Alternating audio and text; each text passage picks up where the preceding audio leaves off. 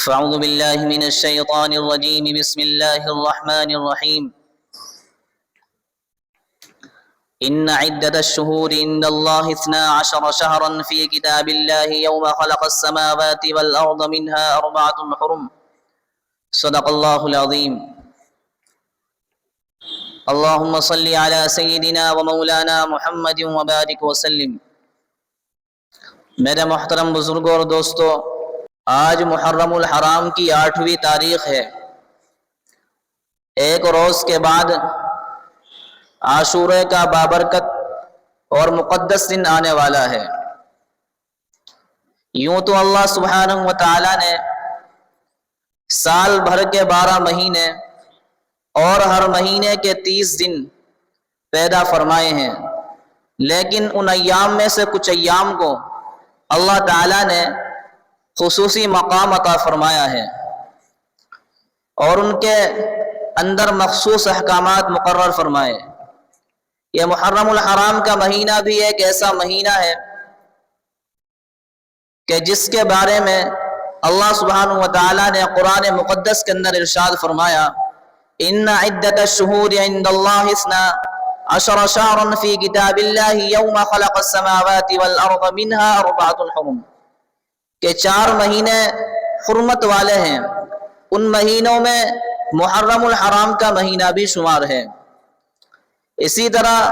خاص طور پر محرم الحرام کی 10ویں تاریخ، جس کو عاشورہ کہا جاتا ہے، یہ دن اللہ تعالیٰ کی خصوصی رحمتوں اور فضیلتوں سے مالا مال ہے۔ زمانہ اسلام میں رمضان المبارک کے روزوں کے فرض ہونے سے پہلے عاشورے کا روزہ مسلمانوں پر فرض تھا، لیکن جب رمضان المبارک کے روزوں کی فرضیت نازل ہو گئی تو جناب رسول اللہ صلی اللہ علیہ وسلم نے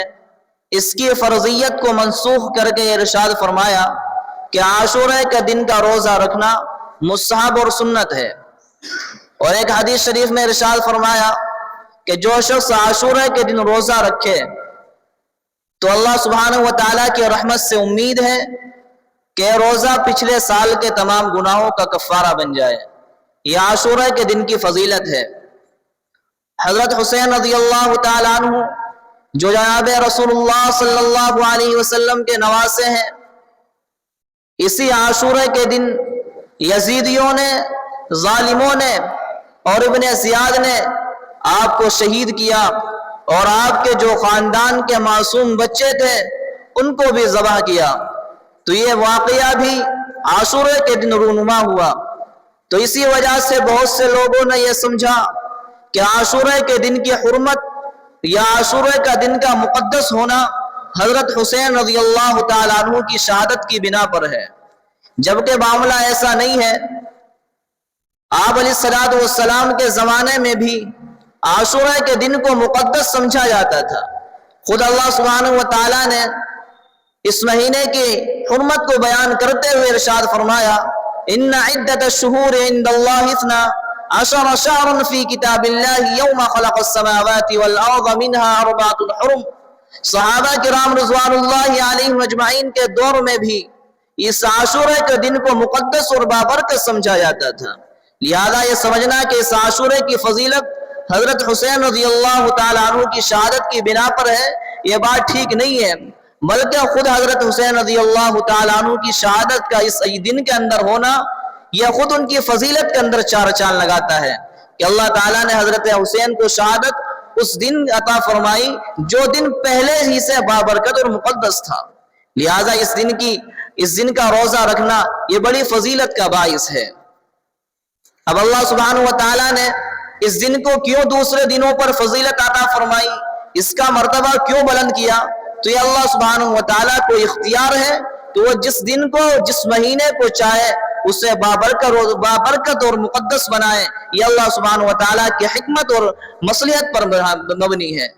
ہمیں اس کی تحقیق میں پڑھنے کی ضرورت نہیں ہے، لیکن بعض لوگوں کے درمیان یہ بات مشہور ہے کہ آدم علیہ السلام جب اس دنیا کے اندر تشریف لائے تو وہ عاشورے کا دن تھا۔ نوح علیہ السلام کی کشتی طوفان نوح کے بعد جب زمین پر اتری وہ عاشورے کا دن تھا۔ ابراہیم علیہ السلام کو آگ میں ڈالا گیا اور اس آگ کو گلزار بنا دیا گیا، وہ عاشورے کا دن تھا۔ یونس علیہ السلام مچھلی کے پیٹ سے نکلے، وہ عاشورے کا دن تھا۔ یوسف علیہ السلام جیل سے رہا ہوئے، وہ عاشورے کا دن تھا۔ یعقوب علیہ السلام کو بینائی لوٹائی گئی تو وہ عاشورے کا دن تھا۔ موسیٰ علیہ السلام پر تورات نازل ہوئی، وہ عاشورے کا دن تھا۔ موسیٰ علیہ السلام کے ذریعے بنی اسرائیل کو فرعون کے ظلم سے نجات ملی، وہ عاشورے کا دن تھا۔ ادریس علیہ السلام کو آسمان پر اٹھایا گیا، وہ عاشورے کا دن تھا۔ زمین و آسمان کو پیدا کیا گیا، وہ عاشورے کا دن تھا، اور قیامت بھی اسی دن رونما ہوگی۔ یہ تمام باتیں اور اسی طریقے سے اور بہت سے واقعات جو ہمارے معاشرے کے اندر یہ سمجھا جاتا ہے کہ اس دن رونما ہوئے، اس کی کوئی اصل قرآن و حدیث کے اندر نہیں ملتی۔ علامہ ابن جوزی رحمہ اللہ تعالیٰ نے ان کی تمام چیزوں کو من گھڑت بیان فرمایا ہے، لہٰذا ان تمام واقعات کا اعتقاد رکھنا اور ان تمام باتوں کو بیان کرنے سے پرہیز کرنا چاہیے۔ البتہ اتنی بات ضرور ہے کہ اللہ سبحانہ و تعالیٰ نے اس دن کو مقدس اور محترم بنایا ہے، تو اس کا تقاضا یہ ہے کہ ہم مسلمانوں کو اس دن جس کام کے کرنے کا حکم جناب رسول اللہ صلی اللہ علیہ وسلم کی سنت سے ملتا ہے، ہمیں اس کام کو انجام دینا چاہیے۔ جناب رسول اللہ صلی اللہ علیہ وسلم نے ارشاد فرمایا کہ جو شخص عاشورے کے دن روزہ رکھے تو یہ روزہ پچھلے سال کے گناہوں کا کفارہ بن جاتا ہے۔ اس لیے ہمیں اس عاشورے کے دن میں عاشورے کا روزے کا خیال رکھنا چاہیے۔ اور یہاں اس مسئلے کی وضاحت بھی کر دی جائے کہ آپ علیہ السلام نے عاشورے کے دن کا روزہ رکھا، اور جب وفات سے پہلے عاشورے کا دن آیا تو آپ علیہ السلام نے عاشورے کا روزہ رکھا، اور یہ بھی ارشاد فرمایا کہ ہم مسلمان بھی عاشورے کے دن روزہ رکھتے ہیں، یہودی بھی عاشورے کے دن روزہ رکھتے ہیں، جس کی بنا پر یہودیوں سے ہلکی سی مشابہت پیدا ہو گئی۔ اس لیے اگر میں آئندہ سال زندہ رہا تو میں عاشورے کے ساتھ میں ایک روزہ اور ملا کر کے رکھوں گا، 9 محرم یا 11 محرم کا روزہ بھی شامل کروں گا، لیکن اگلے سال آنے سے پہلے اور عاشورے کے دن کے آنے سے پہلے جناب رسول اللہ صلی اللہ علیہ وسلم اس دنیا سے رحلت فرما گئے، آپ اس دنیا سے پردہ فرما گئے، لیکن صحابہ رضوان اللہ علیہم اجمعین نے آپ کے ارشاد کو سنا اور اس کو سمجھا، لہذا صحابہ نے ایک روزہ اور ملایا، 9 یا 11 کا روزہ رکھا اور اس کو مستحب قرار دیا گیا، اور آپ علیہ الصلوۃ والتسلیم کے ارشاد کی روشنی میں صرف عاشورے کے دن کا روزہ رکھنے کو مکروہ تنزیہی قرار دیا گیا۔ اگر کوئی شخص صرف عاشورے کے دن کا روزہ رکھے اور اس کے ساتھ میں ایک روزہ نہ ملائے تو یہ خلاف اولا ہے، اس لیے کہ آپ علیہ الصلوۃ والسلام کی خواہش یہ تھی کہ عاشورے کے ساتھ میں ایک اور روزہ رکھا جائے۔ اگر کوئی شخص عاشورے کا روزے کے ساتھ میں ایک روزہ اور نہ ملائے تو وہ ثواب کا مستحق ہے، لیکن آپ علیہ الصلوۃ والسلام کی خواہش یہ تھی کہ عاشورے کے ساتھ میں ایک روزہ اور ملایا جائے۔ رسول اللہ صلی اللہ علیہ وسلم کے فرمان سے ہمیں اور آپ کو ایک سبق یہ ملتا ہے کہ آپ علیہ الصلوۃ والسلام نے غیر مسلموں کی مشابہت، ادنا سے ادنا مشابہت کو بھی برداشت نہیں کیا ہے۔ آپ ذرا اندازہ کیجئے کہ یہودیوں کے ساتھ میں جو مشابہت ہو رہی تھی وہ عبادت کے اندر، نیکی کے اندر، روزہ رکھنے کے اندر مشابہت تھی، لیکن جناب رسول اللہ صلی اللہ علیہ وسلم نے اس مشابہت کو بھی گوارا نہ کیا، اس لیے کہ اللہ سبحانہ و تعالیٰ نے جو مذہب مسلمانوں کو دیا ہے وہ مذہب، وہ دین تمام ادیان سے ممتاز ہے، وہ دین تمام ادیان سے اعلیٰ ہے، وہ دین تمام ادیان سے عرفہ ہے، لہذا مسلمان کا ظاہر اور باطن بھی غیر مسلموں کے سے ممتاز ہونا چاہیے۔ ہمارا کھانا پینا، ہمارا رہنا سہنا، ہمارے طور طریقے اسلامی تعلیمات کے مطابق ہونے چاہیے، غیر مسلموں کے طریقوں کو ہم اپنی زندگی کے اندر نہ ڈالیں، یہی پیغام اس حدیث شریف کے اندر دیا گیا ہے۔ اور اسی بات کو آپ علیہ الصلوۃ والسلام نے اور دوسرے مواقع پر ارشاد فرمایا۔ آپ علیہ الصلوۃ والسلام نے ارشاد فرمایا خالف المشرکین خالف الیہود والنصارى، کہ مسلمانوں جو لوگ توحید پرست نہیں ہیں، جو لوگ اللہ سبحانہ و تعالیٰ کی ذات میں شرک کرتے ہیں، دوسروں کو معبود مانتے ہیں، ایسے لوگوں کی تم مخالفت کرو، ایسے لوگوں کو کے طریقوں کو اپنی زندگی کے اندر نہ ڈالو۔ من تشبہ بقوم فہو منہم، کہ جو شخص کسی قوم کی مشابہت اختیار کرے وہ اسی قوم کے اندر داخل ہے۔ لہذا اگر کوئی شخص اس لیے دوسروں کے طریقوں کو اپناتا ہے تاکہ میں ان جیسا لگوں، انگریز کے طریقوں کو اس لیے اپناتا ہے تاکہ میں انگریز جیسا معلوم ہو جاؤں، تو یہ گناہ کبیرہ ہے۔ اور اگر کوئی اسی شخص کا یہ ارادہ نہیں ہے بلکہ یوں ہی مشابہت اختیار کرتا ہے تو ایسا شخص اگرچہ گناہ کبیرہ کے اندر تو ملوث نہیں ہوگا، البتہ اتنی بات ضرور ہے کہ یہ کام مکروہ کے اندر داخل ہوگا۔ لیکن آج مسلمانوں پر افسوس ہے کہ مسلمانوں کی زندگیوں کے اندر غیر مسلموں کے طریقے داخل ہو چکے ہیں۔ ہماری وضاحت، ہمارا لباس و پوشاک کے اندر غیر مسلموں کی مشابہت ہو چکی ہے۔ ہم لوگ اپنی وضاحت کے اندر غیر مسلموں کا طریقہ اپنا رہے ہیں۔ ایک مسلمان صبح کے وقت اپنی داڑھی پر اسرا پھروا کر کے غیر مسلم کی مشابہت اختیار کرتا ہے، جبکہ جناب رسول اللہ صلی اللہ علیہ وسلم نے ارشاد فرمایا کہ داڑھی رکھنا تمام انبیاء کی سنت ہے اور ہر مسلمان پر لازم اور ضروری ہے کہ وہ داڑھی کو رکھے، اور جو شخص داڑھی پر اسرا پھروائے یہ کام ناجائز اور حرام ہے۔ اسی طریقے سے مسلمان بالوں کو چھوٹا بڑا کر کے کٹواتا ہے، اپنے بچوں کو بھی یہی تربیت دیتا ہے۔ چنانچہ جب اس سے کہا جائے کہ بھائی چھوٹے بڑے بال رکھنا یہ اسلام کی تعلیمات نہیں ہے، جناب رسول اللہ صلی اللہ علیہ وسلم نے اس سے منع فرمایا ہے، تو کہتا ہے کہ حضرت یہ تو فیشن چلا ہے، یہ تو نیا فیشن ہے، لہٰذا ہمیں اس کام کی کرنے کی اجازت دے دی جائے۔ اسی طریقے سے مسلمان کھانے پینے کے اندر غیر مسلموں کا طریقہ اپناتا ہے، غیر مسلم حیوان اور درندوں کی طرح کھڑے ہو کر کے کھاتا ہے، تو ہمارا مسلمان بھی میرج ہال کے اندر کھڑے ہو کر کے کھانا کھاتا ہے، درندوں کی مشابہت اور غیر مسلموں کا طریقہ اپناتا ہے اور اس کو فیشن سمجھتا ہے۔ اسی طریقے سے لباس کے اندر مسلمان غیر مسلم کی مشابہت اختیار کرتا ہے۔ ہماری بہن بیٹیوں کے لباس اتنے چست اور باریک ہو چکے ہیں کہ ان کا بدن صاف طور پر نظر آتا ہے، ماں باپ کی آنکھوں میں ذرہ برابر بھی شرم و حیا کی کوئی امید نہیں ہوتی ہے کہ ہماری نوجوان بیٹیاں بہنیں اس طریقے کا لباس پہن کر کے بازار میں اور مارکیٹ کا گشت کر رہی ہے۔ اگر خدا نخواستہ ان کے ساتھ میں کوئی برا عمل ہو جائے، کوئی ان کے ساتھ میں حادثہ پیش آ جائے تو اس کے علاوہ اور کوئی چارہ نہیں ہے کہ ہم افسوس کے علاوہ اور کچھ نہیں کر سکتے ہیں۔ اس لیے ہمیں اپنی زندگی کے اندر غیر مسلموں کو طریقوں کو نکالنا ہوگا، آپ علیہ الصلوۃ والسلام کی نقالی کرنی ہوگی۔ صحابہ کرام نے جو طریقے اپنائے ہیں اسلامی تعلیمات کو اپنی زندگی کے اندر داخل کرنا ہوگا۔ اسلاف نے جو طریقے ہمیں دیے ہیں ہم ان طریقوں پر زندگی گزارے، یہی اسلام کا فریضہ ہے اور یہی اسلام کی تعلیمات ہے۔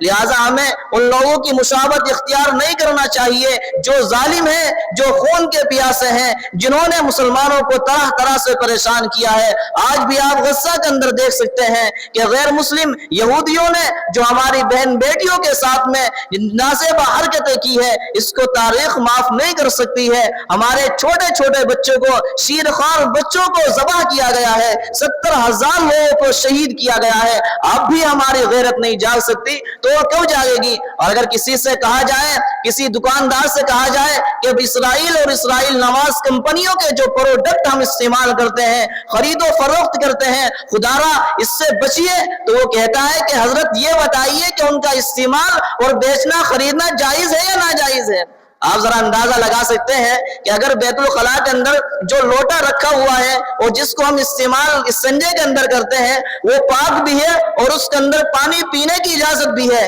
لیکن کبھی کوئی شخص بیت الخلاء کے لوٹے کو استعمال نہیں کرتا پانی پینے کے لیے، اس لیے کہ اگرچہ جائز ہے لیکن طبیعت کا اور غیرت کا تقاضا یہ ہے کہ اس کے اندر پانی نہ پیا جائے۔ اسی طریقے سے اسرائیل کے پروڈکٹ کو استعمال کرنا اور ان کی خرید و فروخت کرنا اگرچہ جائز ہے، لیکن مسلمان کی غیرت کا یہ تقاضا ہے کہ ان کے پروڈکٹ کو استعمال نہ کیا جائے، اس لیے کہ خود جناب رسول اللہ صلی اللہ علیہ وسلم نے دشمن کے معاش کا بائیکاٹ کیا ہے۔ آپ ذرا اندازہ کیجئے کہ غزوہ بدر جو رونما ہوا اسی بنا پر ہوا کہ کفار کا قافلہ ملک شام سے تجارت کا مال لے کر جا رہا تھا، تو آپ علیہ الصلوۃ والسلام نے اس کو روکنے کی کوشش کی تھی۔ یہ بائیکاٹ کا ثبوت وہاں سے ملتا ہے، لیکن اب بھی مسلمان کہتا ہے کہ یہ جائز ہے یا ناجائز ہے، تو اس سے بڑی بے غیرتی اور ہمارے لیے کیا ہو سکتی ہے؟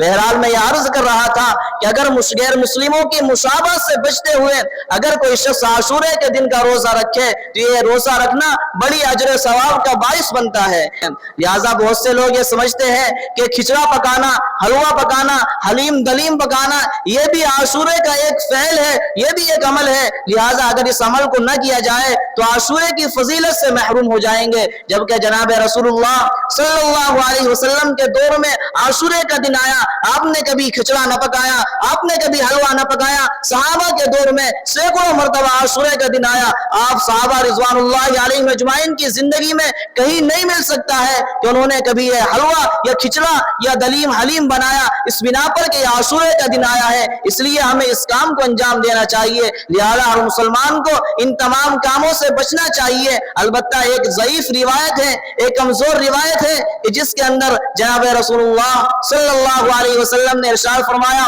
کہ جو شخص عاشورے کے دن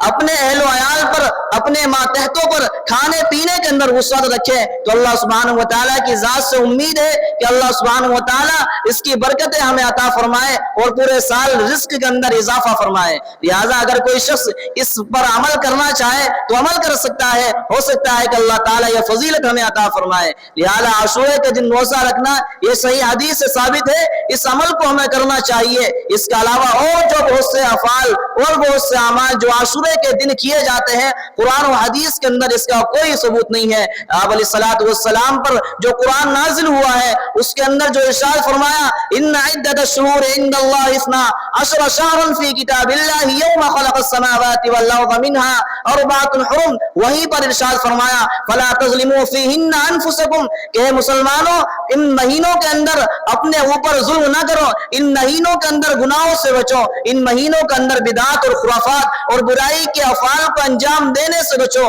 اس لیے کہ اللہ سبحانہ وتعالی عالم الغیب ہے، وہ تمام چیزوں کو جانتے تھے کہ ایک دور آئے گا کہ ایک قوم پیدا ہوگی جو عاشورے کے دن اور محرم الحرام کے اندر بدعات اور خرافات کو جنم دے گی۔ لہذا جناب اللہ سبحانہ وتعالی نے پہلے ہی ارشاد فرما دیا فلا تظلموا فیہن انفسکم کہ محترم مہینوں کے اندر اپنے اوپر ظلم نہ کرو، گناہوں کے اندر اپنے آپ کو ملوث نہ کرو۔ میرے دوستوں، شیعہ جو ہی محرم الحرام کے مہینے کے اندر کرتے ہیں، تعزیہ نکالتے ہیں، ماتم کرتے ہیں، سینہ کو بھی کرتے ہیں اور اپنے جسموں کو بلیڈ سے کاٹتے ہیں، اور یہ ان کا یہ دعویٰ ہے کہ ہم حضرت حسین رضی اللہ تعالی عنہ کی محبت میں یہ سب کچھ کرتے ہیں، جبکہ اہل سنت والجماعت کا عقیدہ ہے کہ صحابہ جو شہید ہوئے ہیں اسی طریقے سے جتنے بھی شہید ہیں وہ سارے کے سارے زندہ ہیں۔ قرآن مقدس اس بارے میں اعلان کرتا ہے وَلَا تَقُولُوا لِمَن يُقْتَلُ فِي سَبِيلِ اللَّهِ أَمْوَاتٌ بل احیاء ولکن لا تشعرون ولا تحسبن الذین قتلوا فی سبیل اللہ امواتا بل احیاء عند ربهم یرزقون۔ تو شیعہ جو ہے کہ سمجھتے ہیں کہ شہید مر چکا ہے، قرآن مقدس ان کے اس عقیدے کی تردید کرتا ہے کہ لوگوں جو لوگ اللہ کے راستے میں شہید ہو چکے ہیں ان کو تم مردہ مت سمجھو، بل احیاء ولکن لا تشعرون، بلکہ وہ اللہ سبحانہ وتعالی کے یہاں زندہ ہے لیکن تم اس کی زندگی کا احساس نہیں کر سکتے، وہ اللہ سبحانہ وتعالی کہ یہاں ان کو رزق دیا جاتا ہے۔ آپ علیہ الصلوۃ والتسلیم نے ارشاد فرمایا کہ شہیدوں کی روح سبز پرندوں کے اندر رکھی جاتی ہے اور وہ پرندے جہاں جنت کے اندر ادھر ادھر گھومتے ہیں اور جہاں سے چاہتے ہیں کھاتے پیتے ہیں۔ تو یہ ان تمام باتوں سے ان قرآن مقدس کی آیات اور حدیث سے یہ بات سمجھ میں آتی ہے کہ شہید زندہ ہے، لہٰذا زندے کا ماتم نہیں کیا جاتا۔ اور جو حضرات اس کے اندر ملوث ہوں گے، ماتم کریں گے یا ماتم کو دیکھیں گے، اسی طریقے سے تعزیہ نکالیں گے یا تعزیے کو دیکھیں گے، سینہ کو بھی کریں گے، یہ تمام لوگ بھی اس گناہ کے اندر برابر کے شریک ہیں۔ اس لیے ہمیں ان دنوں کے اندر اور خاص طور پر عاشورے کے دن ان تمام خرافات سے، ان تمام بدعات سے اور ان تمام گناہوں سے بچنا چاہیے۔ تو اس مہینے کے اندر اور خاص طور پر عاشورے کے دن میں صرف ایک چیز حدیث سے ثابت ہے کہ آپ علیہ الصلوۃ والسلام نے روزہ رکھنے کا حکم فرمایا ہے، اور آپ علیہ الصلوۃ والسلام نے ایک حدیث کے اندر یہ بھی ارشاد فرمایا کہ لوگوں غیر مسلموں کے ساتھ مشابہت اختیار نہ کرو بلکہ اسلامی تعلیمات کو اپنے اندر داخل کرو۔ اسلامی جو کردار آپ علیہ الصلوۃ والسلام نے اور صحابہ رضوان اللہ علیہم اجمعین نے اپنی زندگی کے اندر کر کے دکھایا ہے، ہم تمام ان چیزوں کو اپنی زندگی کے اندر داخل کریں۔ شیعہ کہتے ہیں کہ ہم حضرت حسین کی محبت کے اندر یہ سب کچھ کرتے ہیں، جبکہ حضرت حسین کی محبت کا تقاضا تو یہ تھا کہ ہماری کبھی نماز نہ چھوٹتی، حضرت حسین کی محبت کا تقاضا تو یہ تھا کہ ہم کبھی اسلامی تعلیمات کو پس پش نہ ڈالتے۔ حضرت حسین رضی اللہ تعالیٰ عنہ نے اپنی شہادت کروا کر کے امت مسلمہ کو یہ پیغام دیا ہے کہ مسلمان اللہ کے سامنے جھکنا، کسی ظالم کی اتباع نہ کرنا، کسی ظالم کے سامنے اپنا سر نہ جھکانا۔ حضرت حسین رضی اللہ تعالیٰ عنہ نے جام شہادت نوش کر کے اس پیغام کو امت مسلمہ کو دیا ہے کہ انسان اور مسلمان اسلامی تعلیمات کو اپنے اندر داخل کرے، کسی غیر کے سامنے، غیر اللہ کے سامنے وہ اپنا سجدہ نہ کرے، اپنی پیشانی صرف اللہ سبحانہ وتعالیٰ کے دربار میں جھکائے، اس لیے کہ مسلمان تو وہی شخص ہے جس کی پیشانی صرف اللہ سبحانہ وتعالیٰ کے دربار میں جھکتی ہے، کسی ظالم کے سامنے نہیں جھکتی۔ ان تمام پیغامات کو اپنے سینوں کے اندر اتار کر کے ہم حضرت حسین رضی اللہ تعالیٰ عنہ سے محبت کا دعویٰ کر سکتے ہیں۔ میرے محترم بزرگوں، دوستوں، میں نے آپ حضرات کے سامنے یہ عرض کیا ہے کہ محرم الحرام کا مہینہ یہ حرمت والا مہینہ ہے، اس مہینے کے اندر جو کچھ اچھے اعمال کیے جائیں گے یہ اللہ سبحانہ وتعالیٰ کے یہاں بڑا پسندیدہ اعمال ہوں گے۔ اسی طریقے سے عاشورہ کے دن آپ علیہ السلام نے روزہ رکھنے کا ارشاد فرمایا، اور یہ بھی ارشاد فرمایا کہ اگر میں آئندہ سال زندہ رہا تو 9 محرم یا 11 محرم کو روزہ رکھوں گا۔ چنانچہ اس سال آپ علیہ السلام دنیا کے اندر نہ رہے، لیکن صحابہ نے آپ کی خواہش کو عملی جامہ پہنایا اور صحابہ نے عاشورہ کے ساتھ میں 9 محرم کا روزہ رکھا یا عاشورہ کے ساتھ میں 11 محرم کا روزہ رکھا۔ اسی طریقے سے ایک ضعیف روایت کے اندر آپ علیہ السلام نے ارشاد فرمایا کہ جو شخص عاشورہ کے دن اپنے اہل و عیال پر، اپنے ماتحتوں پر کھانے کے اندر وسعت پیدا کرے تو اللہ سبحانہ وتعالیٰ پورے سال اس کے رزق کے اندر برکت عطا فرمائیں گے۔ اسی طریقے سے عاشورہ کے تعلق سے بہت سی باتیں، بہت سے واقعات من گھڑت بیان کیے جاتے ہیں، اور ہم ان چیزوں کا اعتقاد رکھتے ہیں، ان تمام چیزوں سے ہمیں بچنا چاہیے۔ اللہ سبحانہ وتعالیٰ ہم سب کو ان باتوں پر عمل پیرا ہونے کی توفیق عطا فرمائے۔